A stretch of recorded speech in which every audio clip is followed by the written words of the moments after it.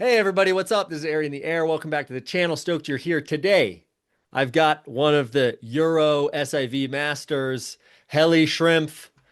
Today I want to share with you some of the things that Heli has gleaned from more than 20 years paragliding and a ton of those teaching SIVs. So, Heli, thanks for being here. Hello everybody. Nice to be here. So, tell me, help us understand what SIVs were like 15 years ago. All right. Now it was like me. I started SRVs like in 2009, 2008. And if I think this 10, 15 years ago, it was quite quick, fast. And if I remember, it was more like five rescues, six, seven rescues in a week. Everyone is going, try to pull hard collapse and saying, come on, let's go. And like what we talked a little bit before, like it was hard anytime. Just the goal was to stall your wing, pull your brakes down, let it go, and hopefully it flies again. But there's coming as well some changes now in time by time, and most of the changes coming with our equipment, I think so. And there is like, if you think about efficiency 15, 20 years ago and now, it nearly be doubled up. And that changed as well a lot of things for me in the last 10 years Ah, where I so started changing. yeah, so what I heard there was that in the last 15 years, the glide ratio efficiency has doubled, and so now our SIV practice has to be totally different. That's my idea on it, and that's why we are here, and that's why we talk about maybe to think a bit different when you train maneuvers. Okay, wonderful. Yeah, the saying that I heard Malin say was that, 15 years ago, you went to SIV and it was almost like you had to throw your reserve or it was a waste of time. And now that seems very different. So tell us your philosophy on whether or not you should stall your glider or do or have a reserve deployment during your first SIV. Oh, yeah, it's a long question. It will be a long answer for it, but how to not is first to learn your body control. We we are talking about the efficiency. We have to think back when I trained myself the first stall. It was okay to pull down, keep the brakes down. If you do it now, the new wings on the wrong moment, you do like an infinite doubling with a zero wing. And that changed for me a lot in the mindset and in the meaning. And for me, all time was when I see something in the trainings, what is the reaction of the wing? And I'm always looking for what's the aerodynamics behind. What is the effect? Why is happened like that? And then I realized we have to separate our body from the arms and think about that our body is part of this aircraft. That let's say it's 80% of the aircraft, depending which equipment you use, but it's most of the body control is important to avoid situations and as well to prevent energy Okay, so in this way.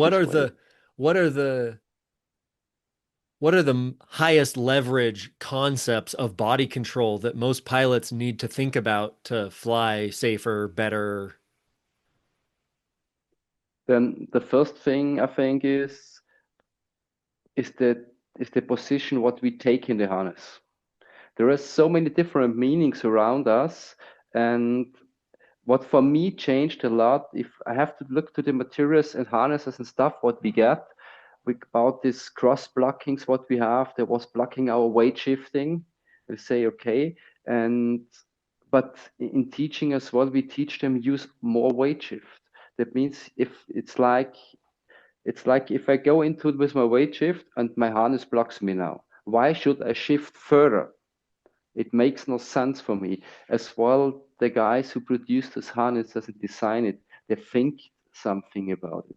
There was maybe from my side only one thing. There was no conversation from the companies to the pilots or to the schools why they blocked it. And for me, it means okay, we have to reduce flying weight shift and let's take a look what we can do on the brakes. And then we realized, so wow, that's the more important thing. Use only that what your harness can do and learn to deal with it. Go with your harness, your body and your harness should be one part. and you have to steering as well the wing, let's see, like flaps or whatever, with your arms. That means when you keep your arms in a position and you fall down, your arms should stay in the same position. And for that, you need a special position in the body. And that means for me, the perfect pull moment on your arm, where you go without any layer and you can separate your arms from your body. As soon you open it up, you block it, you fall, you return. And that means a very good body control first to go to the maneuvers safely. And we have a lot of maneuvers what we can train, where we can train basics and to watch on these movements. Okay, so you're talking about the cross blocking, which is like a piece of technology that's come out in harnesses that really tries to stabilize the harness a lot through its inner uh, straps and cross connections. Oh yeah, it's if you think about deadly things, I got that experience by my own. I was soaring in Namibia, the dunes, the nice sunset, and I was just sitting in the harness. There was no stripe on the stomach, so all was open. It was flying meat over the ground, and tried to go in a stubby touch. And I go in, and I was waiting until my harness showed me, now you can go out. Next moment, I hit the ground, all of sand. I said, fuck, what happened? It was the belt was open, so there was nothing what keeps me back again. And if you get more efficient wings, we get more power in the wings, more speed up. That means this energy what's now in, if we could use all this energy with our body, it will overreact and we are hard to stabilize it in a straightaway flight. And this what happened. And sure, there was some parts where we get two stabilized harnesses with super stable wings. They're not working. Because you can't But turn it. yeah, you can turn it. You just yar Yeah. around, yeah. But yeah, but that's it. And so in this configuration, I'm not saying don't use your weight shifting anymore. I use it precise when you need it. There is just the first thing about to learn about aerodynamics for active flying. And if you look at that and say, okay, the question for me is not that we have to weight shift. The question is why we have to weight shift. And everybody I think learn first take a look where you want to go, shift your weight, connect on the brake, and pull the brake, right? Look, As lean, long pull. yeah, as longer you fly, as more lazy we get. That means we go and pull at the same time, and we fly more efficient wings, so they're still turning and stuff happen. But the question for me is why you have to shift your weight? Because it's maybe just an example. If you fly straight away, close your eyes, think about going there, go and connection the brake, and pull down both brakes to the lower roll of the speed bar. What will happen? You you reduce the speed, you create for a short moment more lift, and you going up, right? Okay. Now you're doing the same, but only on one brake. It means you go on the brake. What is happening on this side? It slows down, it creates lift, it goes up. And, but everybody knows if you pull the right brake, you turn right. But in Uh-huh. this first moment, it's different. It lifts up. If you can try that, just go out, watch on your carabiners, go on one side, on the brake, watch the carabiner, feel you get a little bit lifted. And to prevent this negative moment, you shift first your weight, bring you out of center, and pull the brake you Uh-huh. worked against before. Yeah. For that, we need the weight shift. That means if a pendulum is already working, I don't have to shift that hard anymore. It automatically changes. It's true. It's just the moment of the right input of the brake. Hmm. Okay? So this is a thing, try it. If it works really. If not, physics is wrong maybe. But Yes, interesting. I noticed this as you learn to do wingovers with higher and higher performance gliders, you actually yeah, notice that once you do your first big wingover, you don't need any more weight shift for the rest of the wingovers because you are now just the weight and just very subtle brake input just takes you way over the top. Whereas if I'm doing wingovers on my acrobatics glider, you really got to stay on the weight shift early. Well-timed weight shift is what keeps the momentum going. Yeah, it's dependent. You can do it on every wing now with the brakes. Yeah. It's just a question of feeling. Hmm. And if it's just that what I see, and for me, it's like there are different. If you ask 10 pilots how to do wing overs, you will get 10 different answers. That's the big problem. And I'm a trainer. I'm teaching like safety courses, and for me, it's like I want to have a maneuver where I can train you something, where you can take something away for outside. On every maneuver, what you do in SIV, you have to think about, you have to find this movement in the true air Hmm. outside. If you don't have this movement, why you should train it until we go for acrobatic? Okay, different way. But for cross country, why I should train maneuvers what I don't need? And for me, is that wing over flying with full weight shift. If you think about, you have your wing overs, you can go there with less brake, you shift your weight now to the other side, and on the way down, you go with the weight shift, okay? And then you go down, you snap up on the other side. Yes, it works. Then you go again. And then I ask the pilots, okay, guys, what happened? Did you get any time a situation outside where your wings stay below you, you keep your brakes up, and you switch your body weight against the wing? Did you get one times in normal cross-country flying this situation that No, you had to use this? no. Me, never. In 18, 20,000 flights, never. Other question, if you fly more over the brakes, you go down, you go in contact, you kick it with the first 30%, we talked before, you change, you go up, you need a lot of outside brake to support it, and you release, you create speed while diving, you decide how much energy comes, you're better controlled. Okay, question. If you got a wing snapping sideways forward, a full outside brake movement, did you get that one time? Maybe in the outside, in the true life. That you got a collapse, he turns away, and you had to use a lot of support and like in a wing over.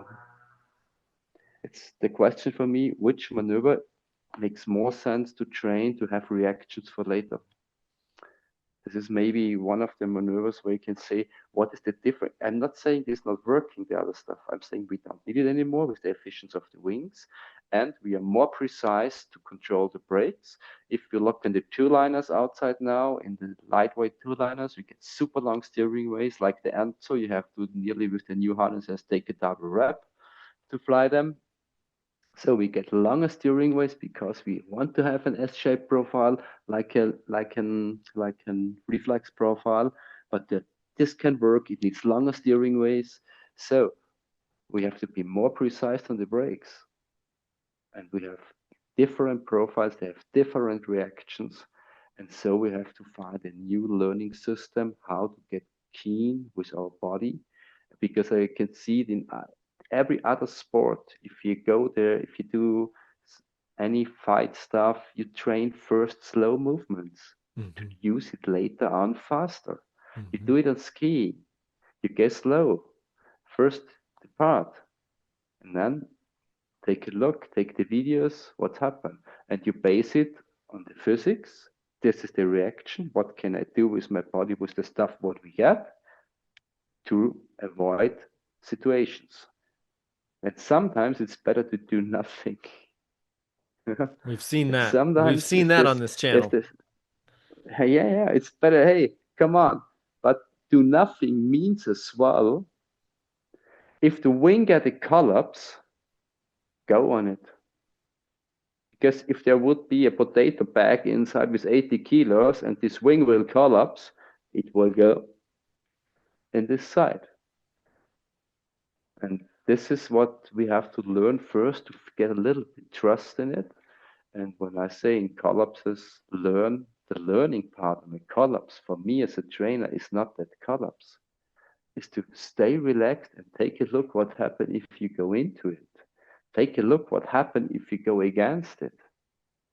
Take a look how much brake we really need in clean air to avoid a 90, 45, 60, 70, 20% collapse. What's the difference? You would see sometimes smaller collapses are more aggressive than bigger ones, depending on the angle where they fall. If you have a very tiny one, small one, it's nothing happened, but you can take a big layer. If you get a nice huge one going backwards, less resistant, it rolls a bit, it flies straight away by themselves without doing anything. Yeah. Learn the different directions, what you have to do. And for me at the moment, if we get long steering ways, we're far closer away from stall points, we can use a lot of brake. We can release, we are able to release. And now the most of the pilots are just talking about pull the brake, pull them. But if you think about most of the exits are with releasing and not with pulling. Mm-hmm. And so we have to learn separate it. Yes. This is very interesting. Can you give me just a brief understanding of the maneuvers progressions that you're doing in your safety pilot coaching courses now that are different from the typical progressions of SIV 15 years ago? Yeah, definitely it's pitch pendulum, the swing, because we did this in the end, this maneuver, there was like, you can learn so much in this super, super tiny Yeah. maneuver, but you have to fly it precise and very slow.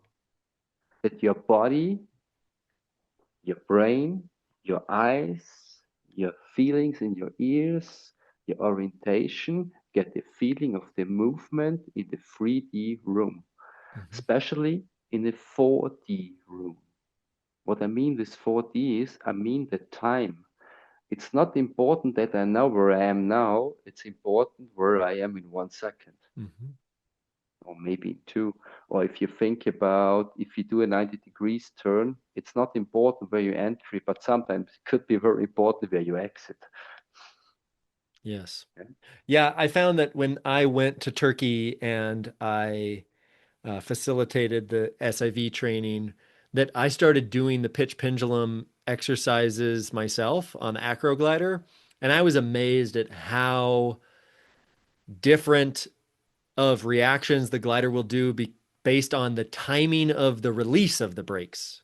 I kind of Yeah. thought that how much brake you pulled was the thing that was going to make bigger, more powerful shoots, but the timing of the release, like I took multiple big frontals by doing huge pitch pendulums and just perfectly timing the release, and it makes the glider shoot so hard that I could almost not catch it. Yeah. And that's the difference. My goal is not to get the front collapse because I teach that as well 10 years ago. Come on, you have to go until you got this front collapse that you know how far your wing can go. Yeah.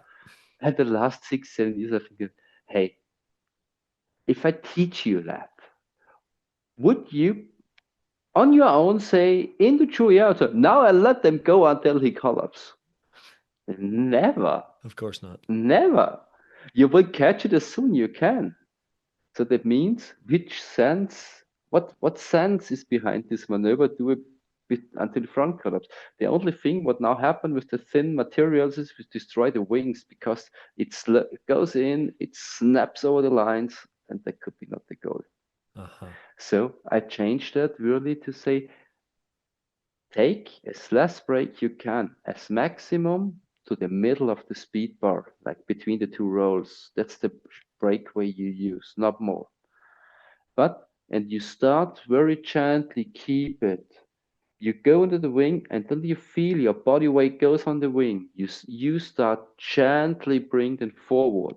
That means you decide how far the Mm-hmm. wing is allowed to go and Mm-hmm. then swing it up and change your timing on every single swing Yeah. because you have the same breakaway, but you have to use it until to the moment you stop. There you should use the spray. And if you think about for later on, the stop moment, when you feel now the pendulum, go to the stop moment. That's the perfect entry point for every stall, all time. It's depending on the pendulum.